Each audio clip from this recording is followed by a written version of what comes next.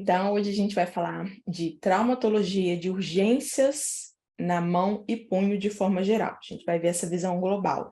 Só para quem ainda não me conhece, uma breve introdução aqui, uma apresentação. Meu nome é Marcela Rodrigues, eu sou médica pelo FMG, depois eu fiz ortopedia e traumatologia no Hospital da Baleia e emendei já na minha segunda residência médica, que foi cirurgia da mão, que é uma outra especialidade médica, mas tem pré-requisito, né? Ou seja, tem que ter feito antes ou ortopedia ou cirurgia plástica.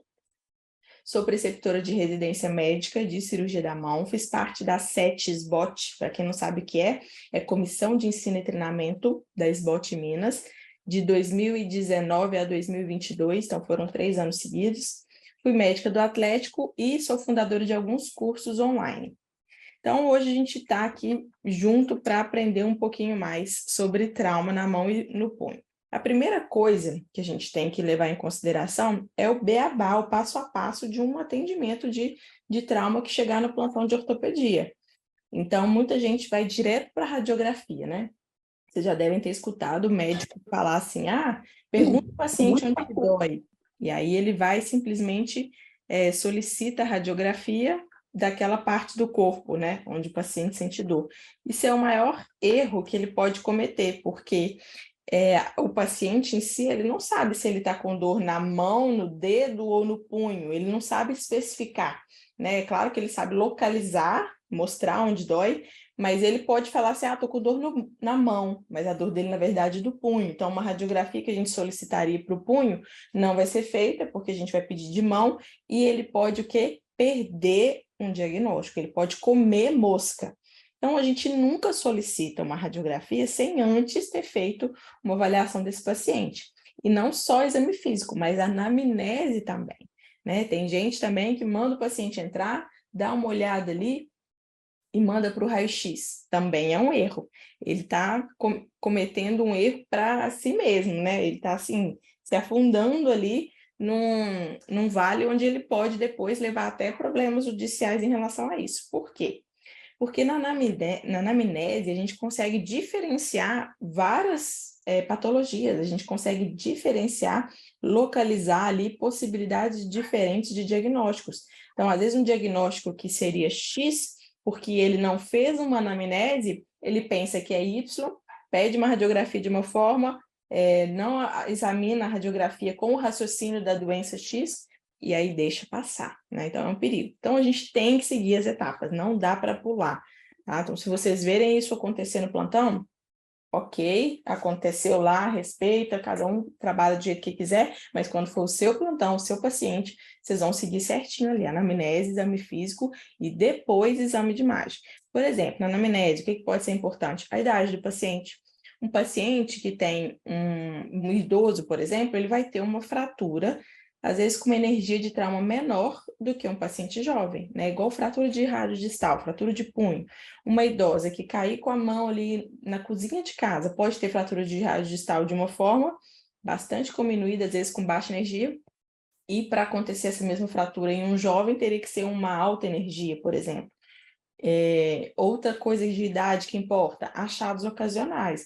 Por exemplo, eu faço uma radiografia de punho, e aí eu tenho uma imagem de uma artrose entre o trapézio e o primeiro metacarpo. É uma artrose da primeira carpo metacarpiana, é uma artrose da base do polegar, né? Então, eu vou examinar e vou avaliar isso. Se o paciente é jovem, tem 20 anos, provavelmente isso é uma artrose pós-traumática.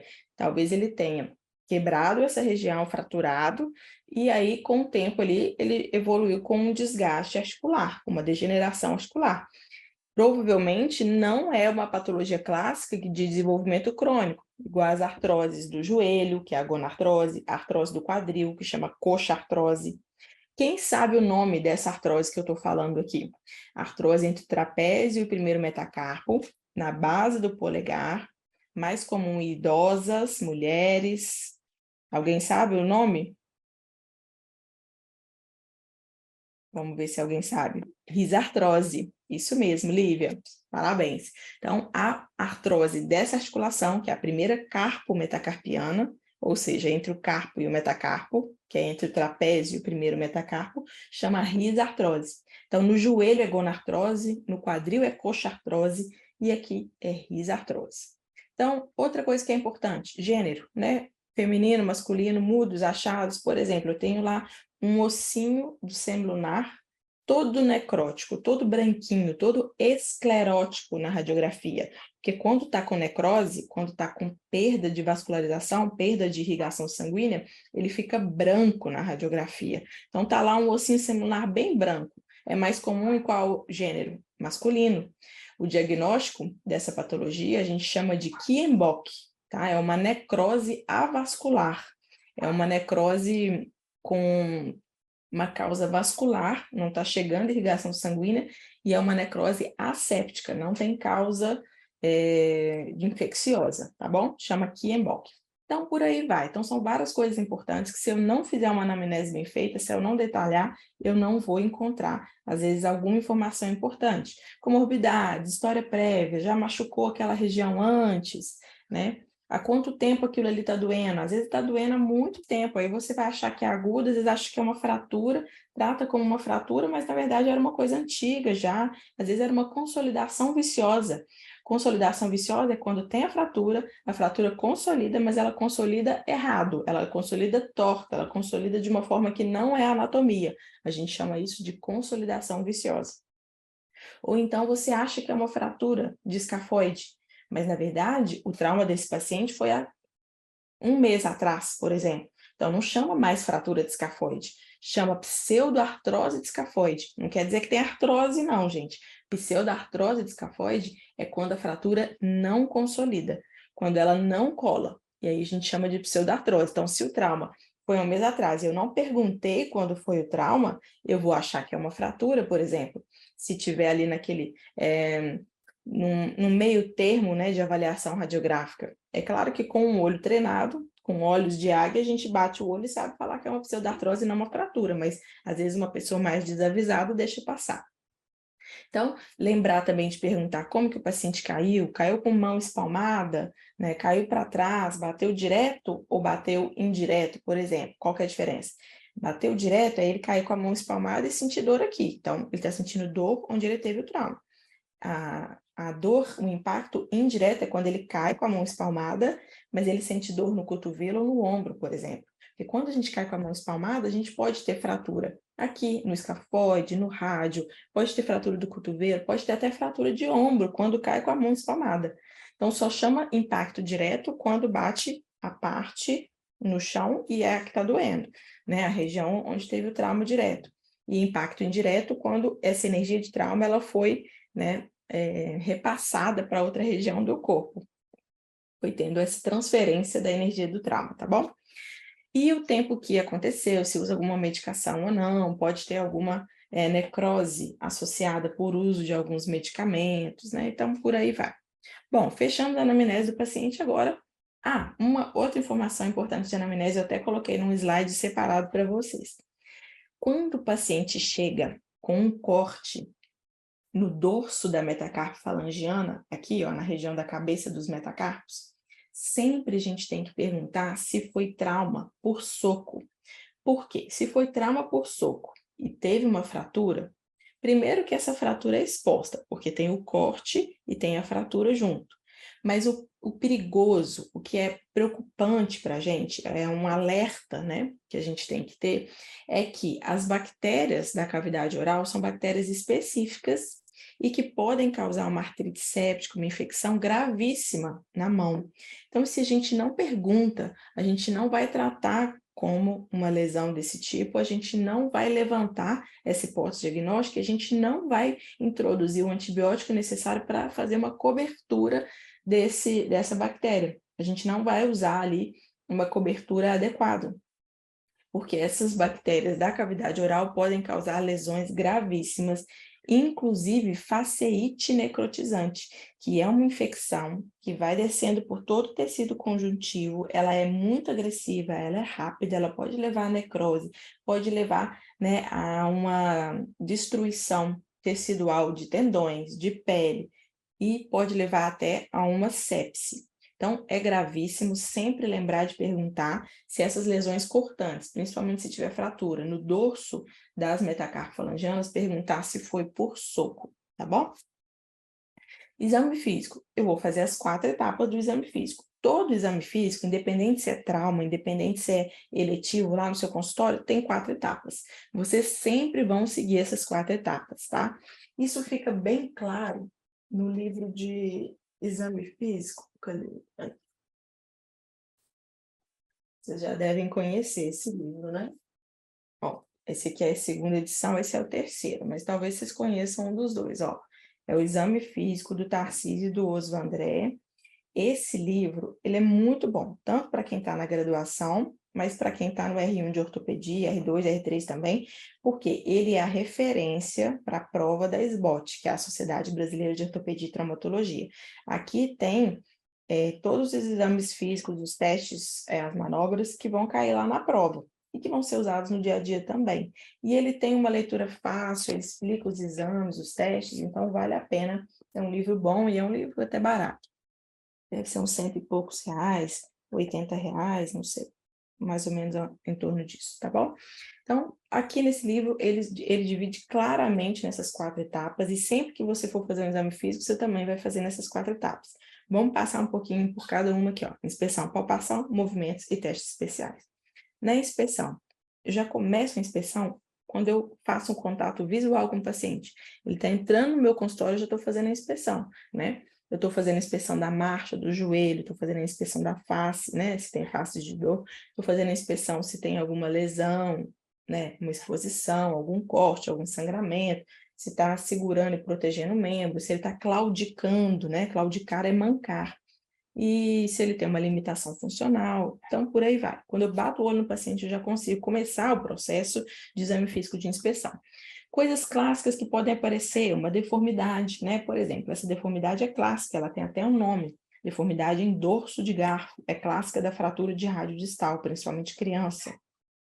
Ou o paciente pode ter uma equimose, lembrando, asterisco aqui, ó, principalmente para quem estiver anotando, que equimose é diferente de hematoma.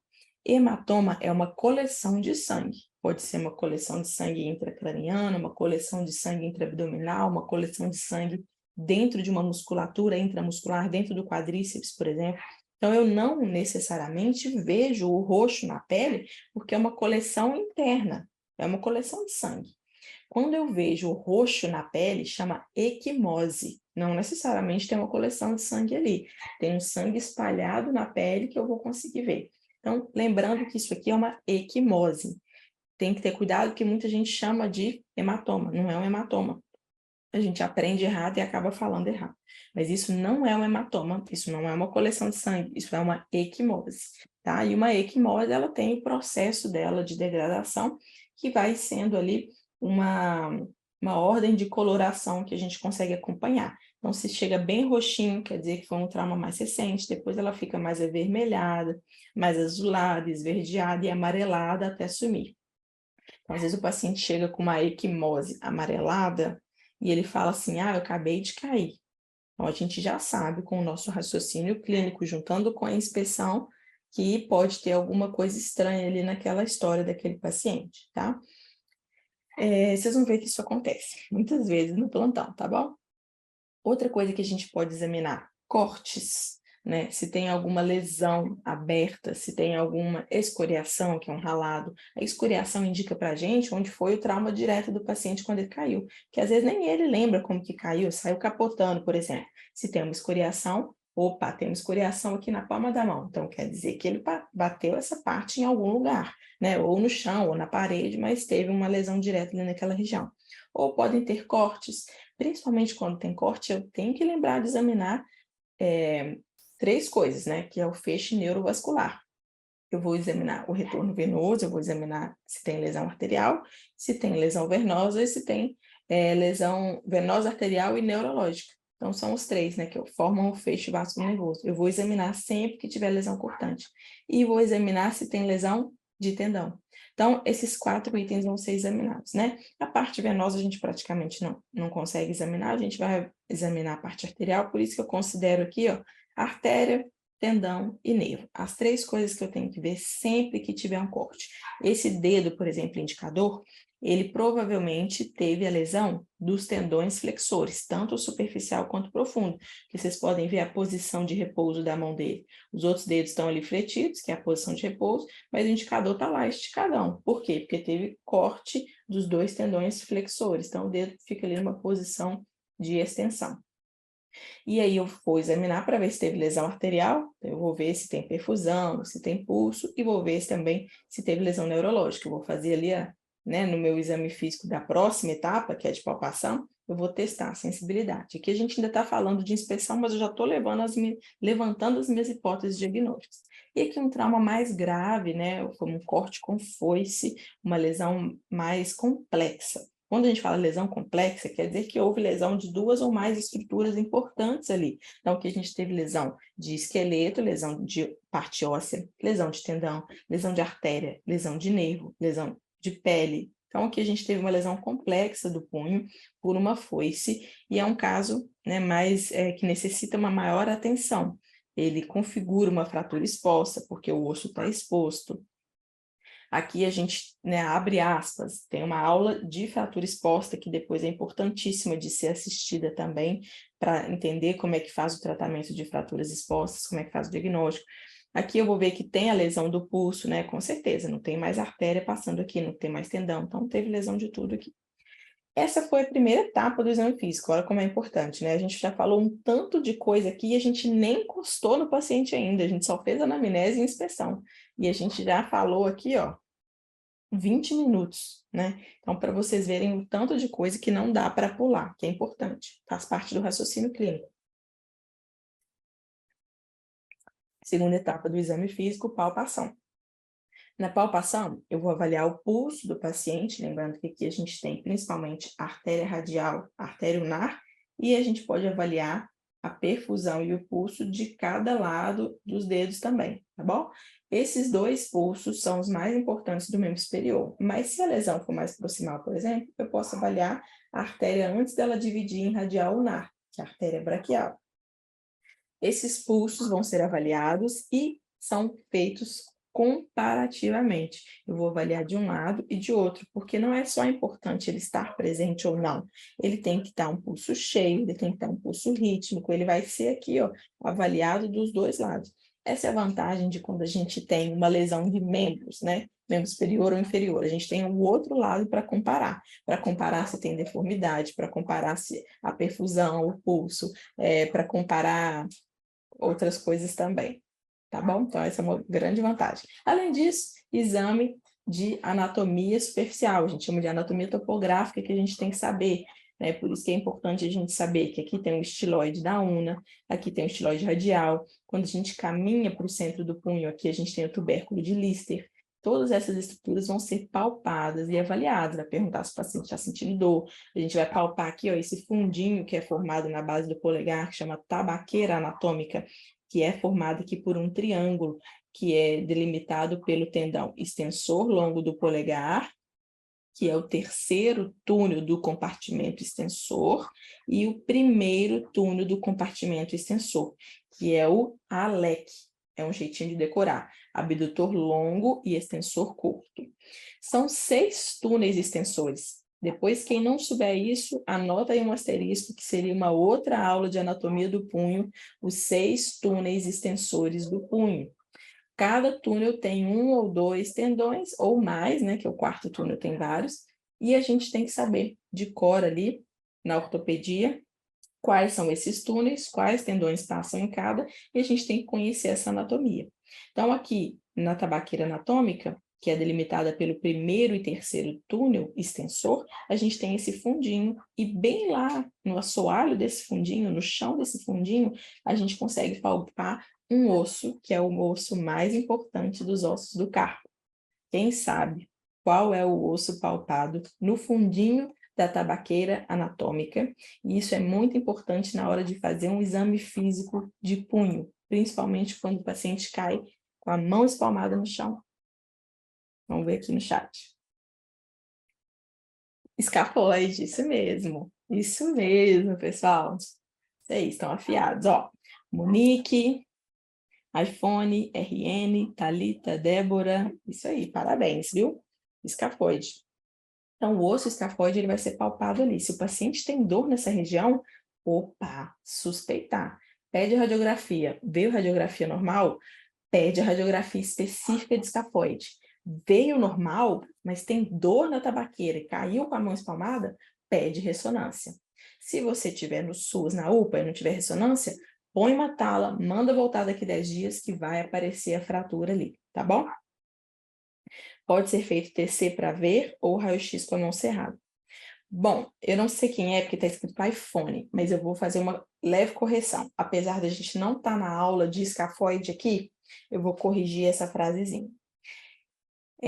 Inicialmente, no trauma, a gente vai fazer a radiografia, né? E a radiografia específica, que chama série escafoide, né? Que são as radiografias para escafoide, elas são, além do AP e perfil do punho, né? Que você já conhece, o AP, ou PA do punho, com o desvio ulnar. A gente vai desviar o punho para ulnar para conseguir ver melhor o escafoide.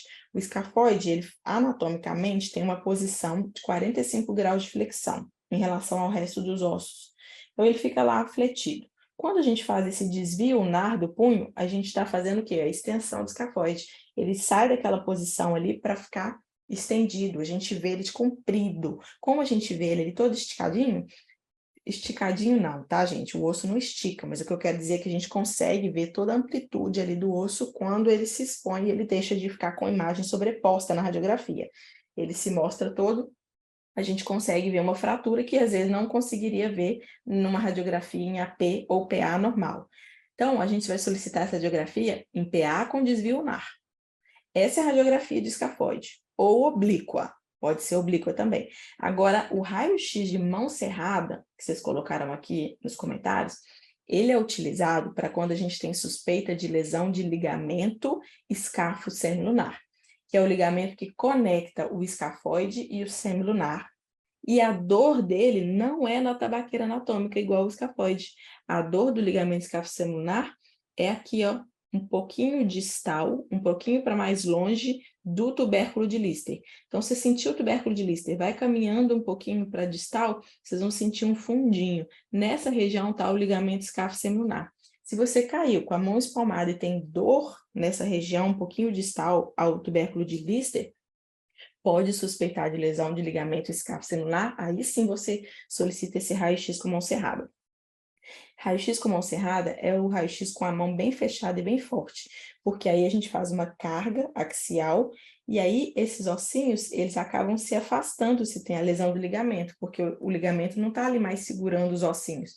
Então, como faz essa pressão, essa carga com a força, eles se afastam. Quando os ossinhos se afastam, eu vejo no raio-x que eles estão mais distantes um do outro. Inclusive, tem um nome, um epônimo para esse sinal na radiografia. Talvez eu esteja aprofundando muito aqui, né? Vou perguntar se alguém sabe aí o nome desse sinal, desse epônimo. Vou dar uma dica. É o nome de um comediante inglês que tinha os dentes da frente separados. Por isso que levou o nome dele, porque a gente olha lá a radiografia, os dois ossinhos estão ali, ó, separados, tá bom? Valdiane respondeu, bem específica a pergunta, mas a Valdiane respondeu aqui, ó, sinal de Terry Thomas. Mas isso, ó, asterisco, é uma outra aula quando a gente for falar de lesão ligamentar do punho, lesão de ligamento escafo-semilunar, é um outro capítulo, é mais 1 hora, 2 horas de aula, tá? Que é só para vocês irem sentindo o gostinho. Eu não vou, gente, eu já falei meia hora e nem cheguei ainda nessa geografia, então vou acelerar, não vou ficar aqui me empolgando muito não, depois a gente faz outras aulas, tá? Então, onde mais que eu vou palpar? Os tendões, né? A estrutura óssea, toda a estrutura da mão, as proeminências musculares, enfim. Vou testar o movimento do paciente também, pedir para ele fazer flexão, extensão, supinação, desvio ulnar, fechar e abrir os dedos, né? Flexão e extensão dos dedos.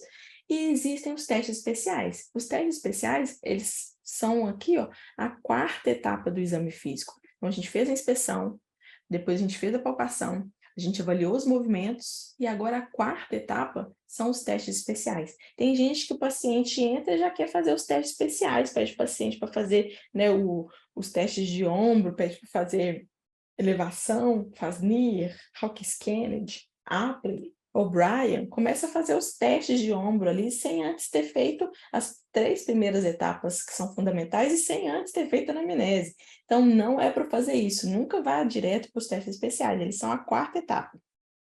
Testes especiais, a mesma coisa que manobra específica, são aqueles testes, aquelas manobras que a gente vai fazer para buscar alguma lesão específica ali, alguma patologia, para fechar algum diagnóstico, para direcionar o seu raciocínio clínico, tá bom? Para você construir as suas suspeitas, para construir as suas hipóteses diagnósticas. Por exemplo, existe o teste de Watson, que é para lesão do ligamento escápulo-seminal, teste de Allen, para ver perfusão, existe testes neurológicos de sensibilidade. Até pus aqui entre parênteses para vocês o post de hoje do Instagram, para quem não viu, o Instagram é @Marcela, com 2 L's, ortopedista, e para quem não viu, esse aqui é o post de hoje, olha só. É um resumão da avaliação aqui neurológica da mão. Então, para quem tem dúvida, vai lá, salva o post, vocês vão ver que tem como vocês avaliarem a sensibilidade e a motricidade com testes super simples, tá? Esse post aqui, eu sempre gosto de colocar ele nas aulas que eu estou falando de avaliação de mão, mas como aqui a gente tem muita coisa para falar, eu não pus a foto dele aqui, mas é só ir lá no Instagram que vocês vão ver, tá bom? Não vou entrar em detalhes. Existe teste de Elson, que é para tendão extensor, ao nível da articulação interfalangiana proximal, para ver se tem dedo em botoeira, tá bom? Então, dedo em botoeira, para quem não sabe, é a lesão do tendão extensor, aqui ao nível da articulação interfalangiana proximal. Diferente de dedo em martelo, que é a lesão do tendão extensor ao nível da interfalangiana distal. Isso é uma outra aula, lesão de tendões extensores, não vamos entrar em detalhes aqui. Só para vocês saberem que existe coisa demais, ortopedia é gigante, né? Então, radiografia, o que eu vou pedir de radiografia? Já fiz anamnese, já fiz exame físico, agora estou liberado para pedir radiografia. E eu vou pedir radiografia com o meu raciocínio clínico já instalado, então eu não vou pedir qualquer radiografia, eu vou pedir a radiografia que eu quero para esclarecer aquelas minhas suspeitas e minhas hipóteses. Então eu posso pedir radiografia PA da mão, oblíqua da mão, perfil da mão, AP ou perfil do polegar, se tiver indicação, perfil dos dedos, PA e perfil do punho. Se tiver suspeita de escafóide, eu posso pedir PA com desvio unário, eu posso pedir oblíquas do punho. Se tiver suspeita de lesão escápulo-seminal, eu vou pedir a radiografia de punho cerrado. E por aí vai. A gente tem uma infinidade de incidências de mão, dedo, punho, que é uma outra aula. Existe uma aula que eu dou no meu curso, no Ortho Academy, que é 1 hora só falando de radiografia de mão e punho, para vocês terem uma ideia. O que aqui eu resumi em um slide, eu falo dentro do curso durante 1 hora. Então, não tem como eu aprofundar com vocês aqui. Eu vou mostrar aqui o básico para vocês, que é a AP, perfil e oblíqua, mas para vocês saberem que existem várias outras, muitas têm inclusive nomes, epônimos especiais para patologias específicas. Então, tem 1 hora de aula disso, não tem como a gente entrar em detalhes aqui hoje, tá bom?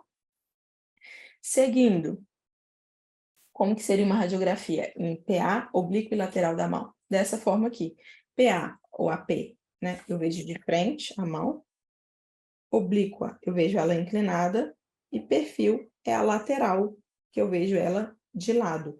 Na lateral, eu tenho uma sobreposição dos metacarpos e dos dedos. Precisa pedir lateral se eu tenho sobreposição de tudo e não dá para ver nada? Precisa. Algumas fraturas eu só vou conseguir ver nessa. Alguns desvios eu só vou conseguir ver nessa. Por exemplo, fratura da base do 5º metacarpo, se eu não solicitar perfil, eu posso, às vezes, tratar com gesso uma fratura que era de tratamento cirúrgico, por causa do desvio que só ia aparecer no perfil. Então, quando é radiografia de mão, peçam essas 3. Não é só AP e oblíqua, ou PA e oblíqua. Também tem que solicitar a lateral, combinado? Então, seguindo aqui, PA da mão, como é feita, só para mostrar a vocês. e aí a gente vai identificar as estruturas. Os 5 metacarpos, 1, 2, 3, 4, 5, lembrando que a gente não fala dedo médio, indicador, não é assim, né? Eu já até esqueci como é que fala, mas a gente não usa uma terminologia popular para indicar qual dedo é. A gente nomeia geralmente pelo número, né? O polegar é o dedo 1, o indicador é o dedo 2, o dedo médio é o dedo 3, o dedo anelar é o dedo 4 e o dedo mindinho, né? Não sei como que vocês falam, é o 5º dedo. Então, a gente não fala fratura do mindinho, fratura do dedo mínimo. A gente geralmente não fala assim. A gente fala fratura de 5º dedo, fratura de 4º dedo, fratura do dedo 3, ou falange média do dedo 3, tá bom? A gente geralmente utiliza assim, de acordo com essa numeração que eu mostrei para vocês, começando do polegar. Polegar sendo o número 1. Então, lembrando brevemente a anatomia aqui, ó, falange distal, falange média, falange proximal. E aqui os metacarpos. Abaixo, na região do punho, os ossos do carpo. Vejam que o polegar é o único que tem só 2 falanges. Então, ele só tem a falange distal e proximal. Ele não tem a falange média. E o primeiro metacarpo é o menorzinho ali e fazendo 45 graus de abdução junto com os outros. Essas listrinhas que vocês estão vendo aqui são as físis de crescimento. As físis de crescimento são as placas de crescimento por onde o osso cresce. Nas falanges, essas placas de crescimento, elas se localizam aqui, ó, na base, na região proximal do osso. Tudo que está próximo do centro do corpo, a gente chama de proximal. Tudo que está distante, a gente chama de distal. Então, as físis das falanges são proximais, são na base, diferente das físis dos metacarpos, que não são na base. As físis dos metacarpos são distais, são no colo do metacarpo. Isso às vezes pode parecer em prova uma pegadinha. Então, se quiserem anotar, asterisco tem exceção.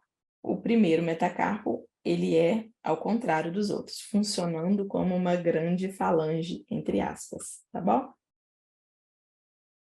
Bom, detalhe para quem gosta de anotar: 27 ossos na mão, 19 ossos longos e 8 ossos do carpo. São 5 raios, sendo que o primeiro raio faz 45 graus. Primeiro raio, segundo, terceiro, quarto e quinto. Primeiro metacarpo é o mais curto, segundo metacarpo é o mais longo, terceiro dedo é o maior, porque as falanges dele são maiores. O quarto e o quinto são os que possuem maior mobilidade. E sobre as placas de crescimento, são as placas fisárias. Eu já falei agora para vocês sobre a localização delas. E essa é a oblíqua da mão, e aqui o perfil da mão. Então, fechamos o que é normal, né? Fizemos aqui a anamnese, exame físico e radiografia. Agora eu vou julgar uns exemplos aqui, e vocês vão julgar no chat o que é a resposta. Vamos lá? Vamos testar? Todo mundo preparado aí? Eu vou mostrar e vocês vão falar qual é o diagnóstico, na opinião de vocês. Então, vamos lá. Bom, essa lesão já falei que é uma lesão complexa, né? Teve aí um corte, e aí a gente solicitou a radiografia. O que vocês estão vendo na radiografia? A foice cortou aí qual osso? Manda no chat aí.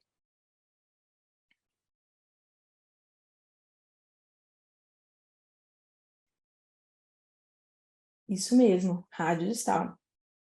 Essa é uma fratura exposta de rádio distal, tá? Cortou com a foice.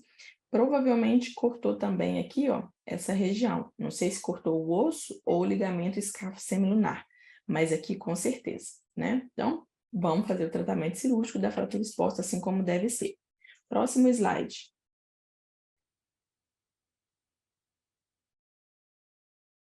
O que vocês estão vendo aí?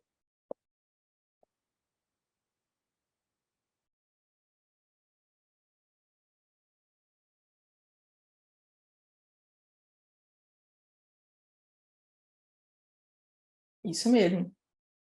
Falange distal do primeiro dedo, ou falange distal do polegar. E é uma fratura exposta da falange distal do polegar. Provavelmente esse paciente também tem lesão de tendão extensor, tá? Eu até coloquei essa imagem que a gente consegue ver a unha. Olha como é que cortou aqui. Então, provavelmente, ele também tem lesão de tendão extensor, mas para isso a gente vai ter que examinar. Se o tendão extensor tiver terminado, se inserido aqui nessa base e não tiver pegado ele no corte, ok, não teve lesão, tá? Mas sempre lembrar de testar. Próximo. Que fratura é essa?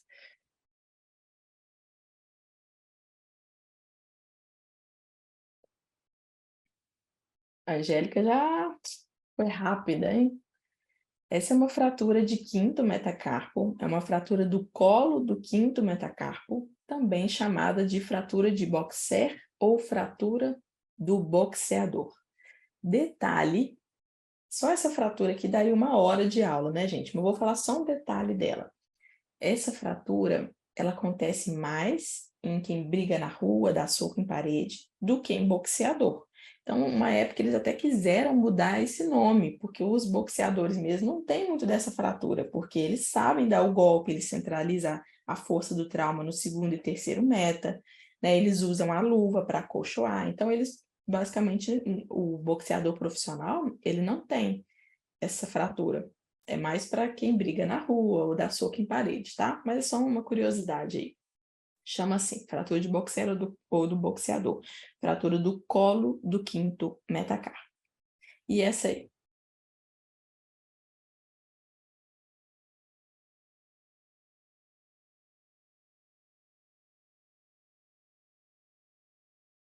Vamos ver quem acerta. iPhone respondeu. Não sabemos quem é iPhone, mas respondeu fratura de escafoide. RN, fratura de escafoide. Thalita, fratura de escafoide. Angélica, fratura de escafoide. Larissa, Pitágoras, Sebastião, Pitágoras. Beleza, isso aí, é uma fratura de escafoide. São 2 fraturas de escafoide diferentes, tá? Essas 2 imagens são 2 pacientes diferentes. Essa aqui é uma imagem de fratura de escafoide do polo proximal, que é a imagem da radiografia da esquerda, e a radiografia da direita, onde tem a seta vermelha, é uma fratura do colo, da cintura do escafoide. Tive um professor que brincava, o escafoide só se fode. É verdade, porque é uma fratura muito delicada, é uma fratura difícil de consolidar, por vários motivos, né? Mas os 2 principais são, se quiserem anotar, a superfície do escafoide é 80% coberta de cartilagem, então o processo de consolidação óssea é muito mais difícil do que um outro osso. Além disso, 80% da vascularização do escafoide entra pela região distal dele, ou seja, é uma vascularização retrógrada. A artéria vai, depois que ela passa o escafoide, ela entra no polo distal e ela volta. É uma vascularização que vai e volta, ele vasculariza na volta, chama vascularização retrógrada.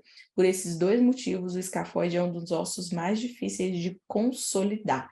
Por isso, ele é um dos ossos com maior taxa de pseudoartrose, que é quando o osso não consolida. Vamos para a próxima imagem aqui. Vamos ver se o vídeo vai rodar. E vocês vão me falar qual é esse diagnóstico. Ó, tem um aumento de volume ali, está inchado, e agora eu vou fazer um teste. Eu estou examinando o polegar, a articulação metacarpo-falangiana, e não tem endpoint, não tem parada dura. Então, o que eu estou testando aí? Estou testando, né, uma estrutura que está lesionada. Já está na mesa de cirurgia, tratamento cirúrgico, tá? Bom, quais tendões a gente tem ali? Tendão extensor e flexor. Eles fazem extensão e flexão. Então, eu não estou testando tendão. Aqui eu estou testando uma outra estrutura que faz estabilização de uma articulação. Igual a gente tem no joelho, né? Alguns estabilizadores. É um ligamento. Eu estou testando um ligamento que tem nessa região. Esse é bem mais difícil mesmo, esse exame aqui.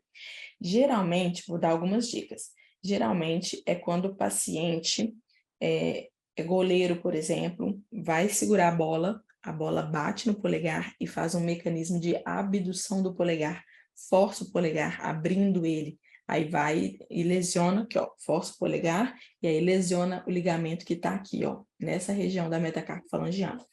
Ou então, é quando o paciente está esquiando e cai em cima do esqui. Por isso que essa lesão chama lesão do esquiador. Quem já ouviu falar? Chama lesão do esquiador. Não é adutor do polegar. O adutor do polegar é a aponeurose que está nessa região, que vai interpor no ligamento e não deixa ele cicatrizar. Por isso que é cirúrgico quando a lesão é total. Então, essa parte do adutor vai estar lá no capítulo explicando, mas não é o ligamento que chama adutor, é a aponeurose do músculo adutor, tá bom? Flexor curto, Vitória, é o músculo, então também não é aqui não.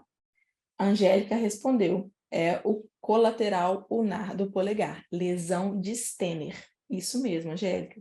Então, depois, quem quiser estudar mais, uma aula à parte, um outro capítulo de lesão de Stenner, que é super legal também. Vou mostrar o vídeo dessa cirurgia para vocês. Então, vocês viram que a gente passou por todo esse processo de anamnese, exame físico e exame de imagem. Então, agora a gente tem condições de fazer um diagnóstico. Eu coloquei aqui para vocês uma lista de diagnósticos que a gente pode ter no trauma de mão e punho, na urgência ali. Fratura de radistal, fratura de antebraço, fratura de falange, metacarpo, escapoide, luxação, eu não coloquei nenhum caso de luxação para vocês, mas pode ter. Lesão ligamentar do dedo, do punho ou do colateral do polegar, que é essa lesão que a gente acabou de ver, lesão de Stenner. Fratura, já coloquei, dedo em martelo, dedo em botoeira, lesão de tendão, lesão de nervo, perda de cobertura cutânea, Às vezes o paciente sai ralando lá no asfalto, perde um pedaço da pele, E não tem lesão além dessa, só a lesão de pele. Aí a gente vai ter que fazer, às vezes, um retalho, um enxerto. Aqui só alguns exemplos para vocês, tá? Anamnese, exame físico, exame de imagem, diagnóstico. Agora é hora de tratar. Vamos ver alguns tratamentos de algumas lesões que a gente estudou junto aqui hoje, ó. Fratura exposta da falange distal, do polegar ou do primeiro dedo. Então, fizemos debridamento cirúrgico no bloco cirúrgico, lavamos, fixamos com fio de Kirchner, aqui dá para ver, a fraturinha, fixamos com fio de Kirchner, e esse é o aspecto final, demos os pontinhos aqui, esse é o aspecto final. Um outro exemplo da lesão complexa, foi feita a fixação com fio de Kirchner, foi feita a tenorrafia, a neurorrafia, o nervo mediano que foi lesionado aqui, e o nervo radial, radial e mediano provavelmente. Aqui é um outro exemplo de corte na mão, que teve a lesão do tendão flexor profundo superficial do quarto dedo. Foi um furo com uma faca. Vamos ver como que foi. Aqui vocês vão ver um tendão já foi reparado, que é o profundo. Agora a gente vai reparar o de cima, que é o superficial, que é o que eu estou segurando, tá? São os tendões. Agora aqui, do lado direito, eu vou mostrar para vocês depois que a gente fez o reparo. Ó, tá vendo?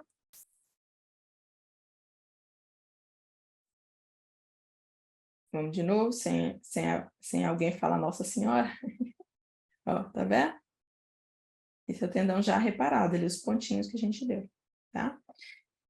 Agora, a lesão de Stenner, Aqui a gente já viu o vídeo da lesão de Stenner, agora a gente vai ver o ligamento que está rompido. Eu seguro ele com a pinça, vocês vão ver. Ó. Ali, esse é o ligamento. A gente vai reparar ele. Olha lá, como que ele está arrebentado, tá vendo? Vocês estão vendo esse pontinho prateado aqui? Já é a âncora que eu coloquei. A âncora é um mini parafuso que eu vou costurar ali o ligamento nessa âncora. É muito legal. Olha lá. Esse brilhinho lá é a âncora que eu já enfiei dentro do osso, Não enfiei, não introduzi, mas a gente... Estou falando assim só para vocês entenderem, tá bom? Parafuso âncora é muito bonitinho. Bom, então é isso, pessoal. Um gostinho para vocês, desse trauma, uma visão ampla aí do que seria essa traumatologia. Claro que não tem como a gente entrar em todos os detalhes, é enorme, o tema, são várias aulas gigantes. Dentro do curso Orto Academy eu consigo aprofundar muito mais. Quem tiver interesse, eu vou abrir nova turma dia 12, tá bom? Dia 12 agora de abril. Vai ter uma masterclass, inclusive. Nessa aula eu vou ensinar um pouquinho, como que é possível estudar ortopedia, como se estuda ortopedia, um pouquinho de como ter uma residência de ortopedia mais leve. Vai ser dia 12. Quem quiser participar, é uma aula aberta, gratuita. Só tem que inscrever. O link fica lá na bio do Instagram, tá, pessoal? Deixa eu mostrar para vocês.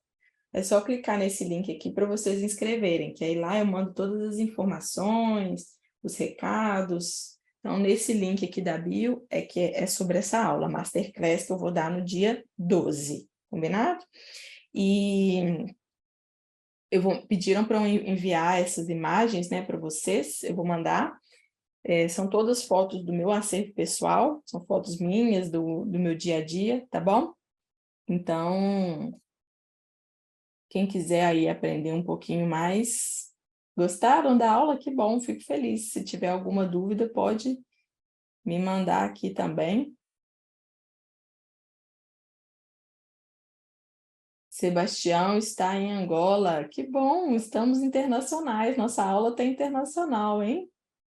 Pitágoras Sebastião, seja bem-vindo. Ah, que bom que vocês gostaram. Deixa eu ver se tem alguma pergunta. Sim, tô ouvindo, pode falar. Queria agradecer a sua participação aqui na aula, foi uma aula excelente. Queria fazer também alguns pronunciamentos. Queria agradecer a participação de algumas ligas acadêmicas, que nós somos, assim, daqui do Nordeste, né?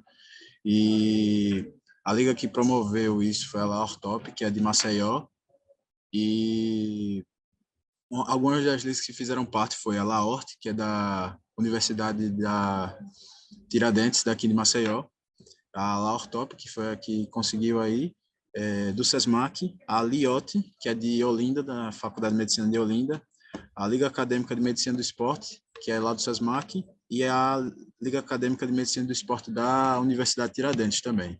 Então, eu queria agradecer várias ligas aí fazendo parte, para ver essa aula excelente, foi muito boa mesmo.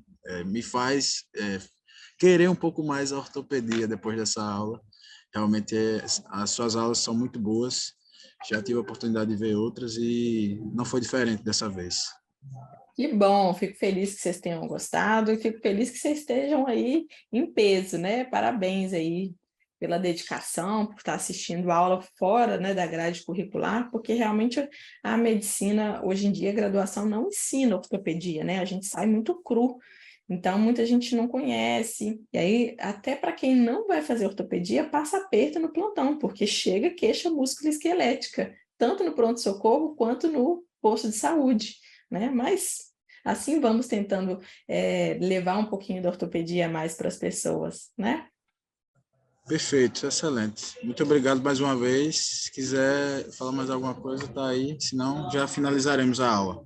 Beleza, pessoal. Então é isso. Obrigada a todo mundo. Quem quiser acompanhar lá no Instagram, quem quiser também tirar print aí, postar lá no Instagram, me marca no @ nos stories que eu vou repostar vocês. Obrigada pela presença aí de todos.